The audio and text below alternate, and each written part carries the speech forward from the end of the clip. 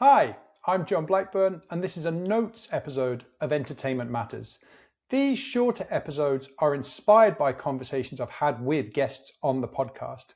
What I'm doing here is pulling out a few ways of thinking, decisions, attitudes, shifts in perspective that seem to have led to real outcomes. Sometimes it's something practical like a plan or a set of precise steps, and sometimes it's more about values or philosophy. But the aim is always the same, to look at how things actually get made, how ideas can help us move forward, and what we can notice about that whole process. So this is less, here's what to do, and it's more, here's something interesting, what do you think? All right, so in this episode, I'm going to take a look at the interview I did with the fantastic Luke Wade. Now, Luke said a bunch of really useful and interesting things. So if you haven't already listened to his interview, please do that. There's loads and loads of great practical tips and hints and ideas in there that I would strongly suggest that you have a listen to.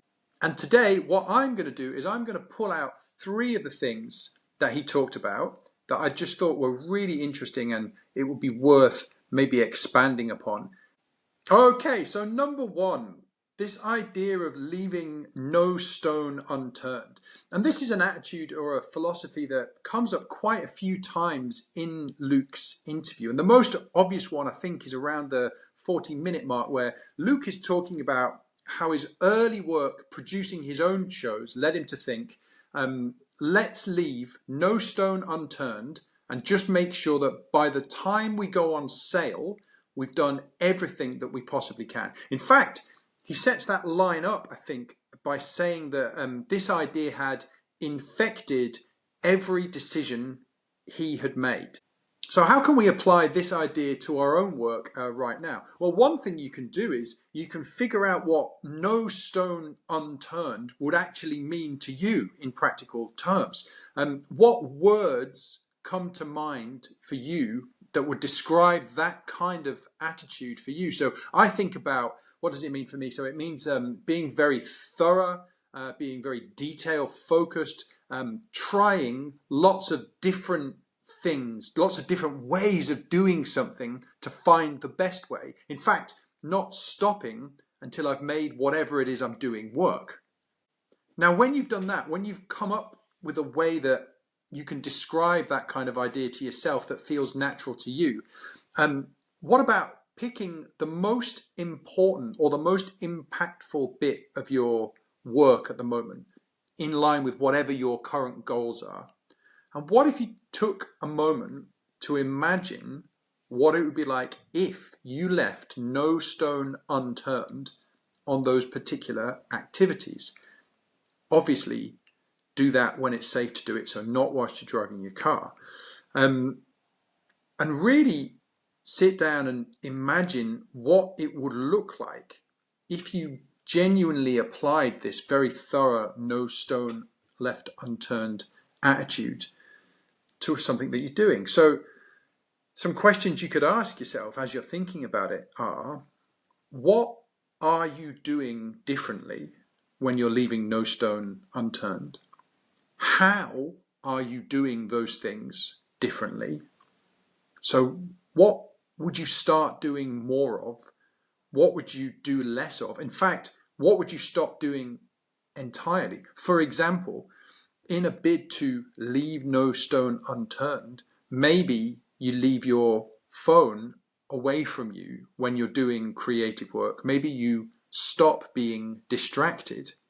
And a really great question to ask yourself is, what could happen if you left no stone unturned on this particular goal or set of activities?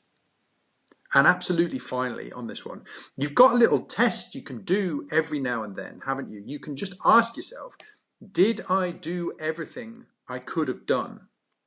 Did I leave no stone unturned? And when you do that, you've kind of got to ask it non-judgmentally and answer it honestly. If you did everything you could have done and you didn't get the outcome that you wanted, what can you learn from it?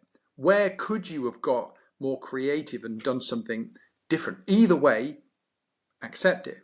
And if you did leave stones unturned, how can you give yourself that little extra energy or motivation you need to really go for it next time? Number two is understanding the core message or the core concept of your show. And again, this came up a few times in Luke's interview. And actually, if you've heard any of the other interviews I've done as part of this series, you'll notice that it comes up in a lot of other people's conversations as well. And Luke himself brings this up a few times and says at one point that really this is something that needs to be in place and understood by a producer before approaching someone like Luke to work together. And I'm sure that's also true for anyone else that you might partner with for marketing and that kind of thing. It's that fundamental. Luke asks, what is the magic in the show?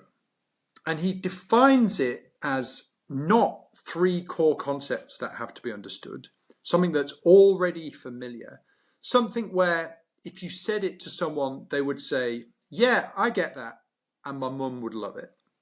So how can we figure that out? What can we do to figure out the core concept of our show and how to communicate it really effectively? So here's one thing you could do. Again, if it's safe to do so, not when you're driving, just imagine watching your show through from the moment an audience member kind of walks in the door to the moment that they leave. What stands out to you?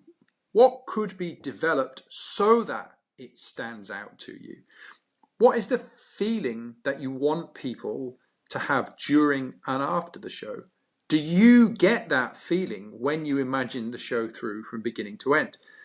Take some time to do this and really enjoy it. Make some notes. Next, borrowing a bit from Seth Godin, who is the show for? What kinds of things do they do with their time? What do they spend their money on? What kinds of places do they like to go? A few demographic things are helpful as well. How old are they? Where do they live? Are they in the city, close to venues, or are they out in the countryside somewhere? Next, imagine having a conversation with the kind of person the show is perfect for. How would you need to describe it to get them to have that, I get it and my mum would love it, I'll tag a friend sort of a response, assuming that their mum is part of the ideal audience, of course. What would a one sentence, one concept pitch be for the show? How would you sell it in 15 seconds or less? And beware of the word and. If you're saying and, that means you're probably trying to cram two ideas or two concepts together, two features. Really, you want a one sentence, one idea explanation of the very core of the show. Now, this requires creative effort, which of course is the fun bit. Then when you think you've got a reasonable start on that, don't wait till it's perfect, but when you've got a reasonable start, go and test it, whether it's social media posts or actually going and talking to people. Go and see if your core message or your concept makes sense to the kinds of people that you actually want to be delighted by the show, not just other performers and people in the biz. And finally, number 3, Luke makes some great points about useful qualities in relationships. He talks about communication, collaboration, and trust. And when he talks about these things, he really emphasizes that they're key to building relationships where you can create great results. So here's some specific things that he said that we can certainly do stuff with straight away. First of all, time. A longer time scale not only helps produce great results in videography and other things for the obvious reasons that you've got more time to work on things, it also allows you to build up the kind of rapport and trust that you need with someone that you're going to be doing creative work with. He talks about trust being essential when it comes to different activities within the process. So he talks about when it's the day of the filming, it's really important that the people he's working with, the producer he's working with, the show he's working with, trust him to be in charge of the actual shoot day. And then he adds this brilliant thing that whilst trusting people to do what they do is super important, it's not a question of just abandoning them and hoping that they get on with it. Rather, it's important to keep communication and keep the collaboration going throughout the process. And it's really important to provide feedback when it's requested. This is how you build a successful asset. And of course, that's true whether you're collaborating with someone for video or for marketing or even performers that you're working with or anything like that, your technical crew. It's the nature of the communication and the collaboration that builds the trust. And the more trust you've got in that relationship, the more effective it's going to be. So what could you do about this right now? Well, what relationships are the really key ones in your business and your work right now? How could you develop the trust and the collaboratory aspects of those relationships? What relationships are going to become important as you move forward towards your goals? How could you start laying the groundwork for those relationships now? Who do you need to communicate a little differently with to get results and help build that relationship? How could you do that? And what might happen if you did? Who do you need to learn to trust a little more so that they can do what they need to do and get even better results for the project? Now, this doesn't guarantee that everything goes how you want it to straight away. And in the medium and the long term, giving the right people more trust increases their agency, the quality of their work, and the quality of your joint outcomes. So to wrap up, if any of these ideas or questions in this episode struck a chord with you, drop me a line. I'd love to hear what you do with the idea or with the question. Did you apply it straight away? What happened when you did? Did you put it in your diary or make some notes to think about it later? Like with any new idea, it's useful to sort of try it on like a new jacket and see if it suits you. And a bit like a new jacket, sometimes the ideas might need some alterations. You might need to use slightly different words or focus your attention slightly differently to be able to get excited and motivated to try this stuff out. And that is my main suggestion in these episodes. Try on the ideas. See if you can get excited about what embracing them could do for your work and for your life. If you can get excited by the possibilities, then you can persevere. You can learn whatever you need to learn and get over whatever hurdles show up. If you'd like to be notified when there's a new episode, whether it's a full conversation or one of these Entertainment Matters Notes episodes, you can sign up for the Entertainment Matters cue sheet using the link in the description.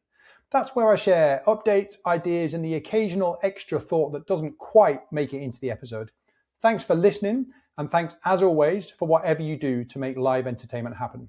See you next time.